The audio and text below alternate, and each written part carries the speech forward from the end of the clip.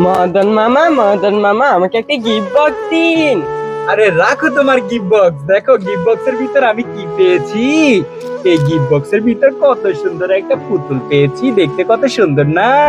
কিন্তু এটা আমি কি করব বলো, আমি তো বড় মানুষ, বাচ্চাদের খেলনা দিয়ে কি করব? ফেলে দিব? ফেলে দিই? আরে ফেলি কেন দিব? আমার তো ভালো বন্ধুরা আমার সব সময় ভিডিও দেখে। বন্ধুরা চলো এই ভিডিওতে এটা তোমাদেরকে ফ্রিতে দিয়ে দিব, ছোট্ট একটা কাজ করে দিতে হবে তোমাদের। কি কাজ করে দিতে হবে, একটু সামনে আসো।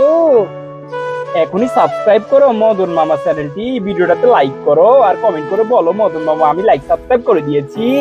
তাহলে তোমাদের বাসায় এই সুন্দর খেলনাটি পাঠাই দিব। এখন দেখি বাচ্চাটা গিফট বক্সের ভিতর কি পায়। আমার তো মনে হয় বাচ্চাটা 1 লাখ টাকা পেয়ে যাবে।